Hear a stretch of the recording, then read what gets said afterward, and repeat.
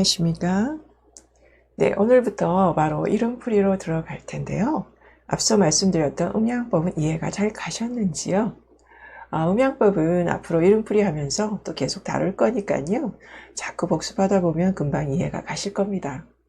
그러니까 지금 모르셔도 너무 걱정하지 마십시오.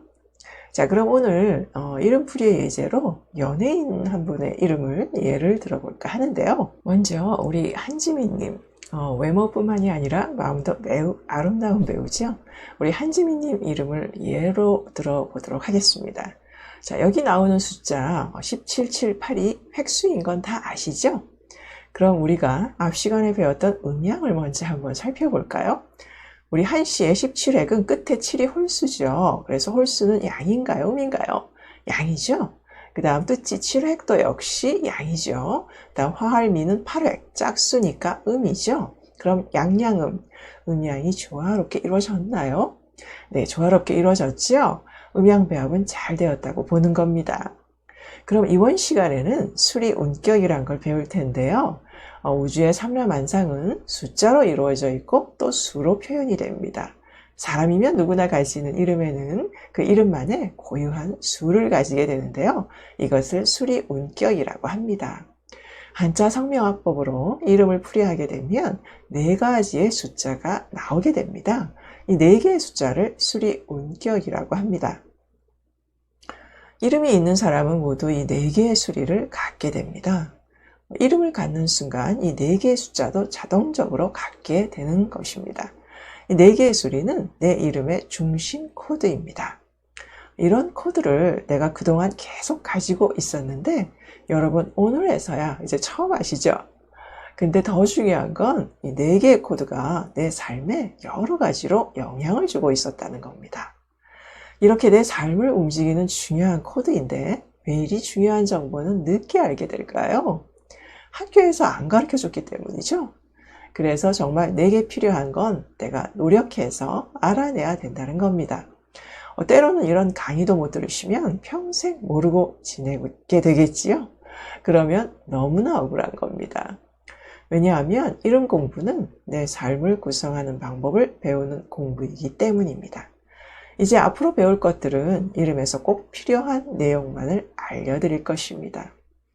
오늘 배울 이 수리운격은 아주 중요한 이름의 기초인데 때론 시중에 이름을 짓는 분들 중에서는 이 학문이 일본에서 들어온 학문이라 쓰지 말아야 한다는 등 또 중요하지 않다는 등 또는 잘 안 맞는다고 무시를 하시는 분들도 간혹 계시는데요. 먼저 수리운격은요. 일본에서 들어온 학문이 아니다라는 것을 먼저 말씀드립니다.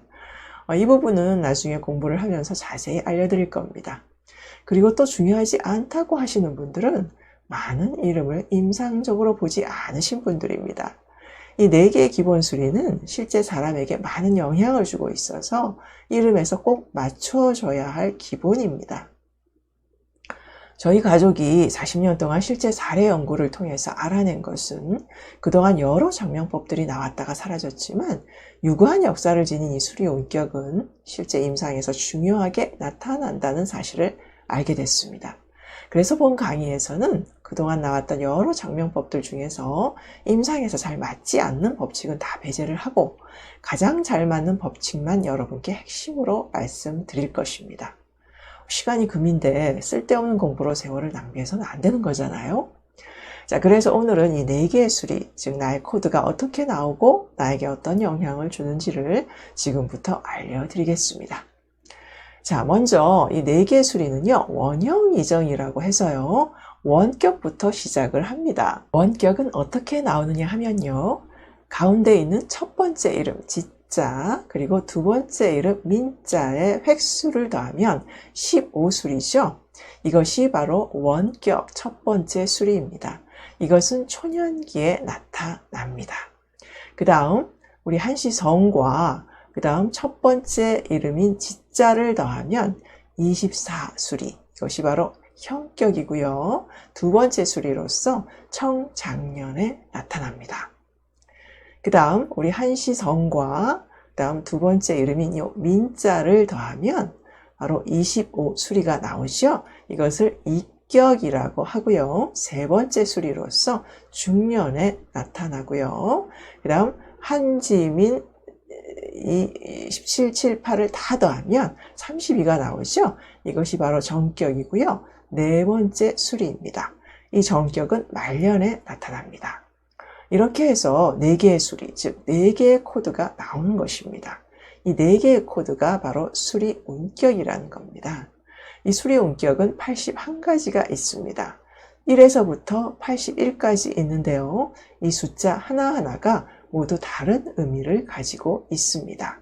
이 숫자 하나하나의 의미는요, 나중에 하나씩 다시 구체적으로 설명을 드릴 것입니다. 그럼 이 4개의 코드가 사람에게 어떻게 영향을 주느냐에 대해서 말씀을 드리면, 나의 건강과 성격은 물론이고요. 직업과 결혼, 재물 등에 아주 지대한 영향을 줍니다. 그리고 나의 부모님에게도 영향을 주고요. 내 배우자 그리고 자녀에게도 영향을 주게 됩니다.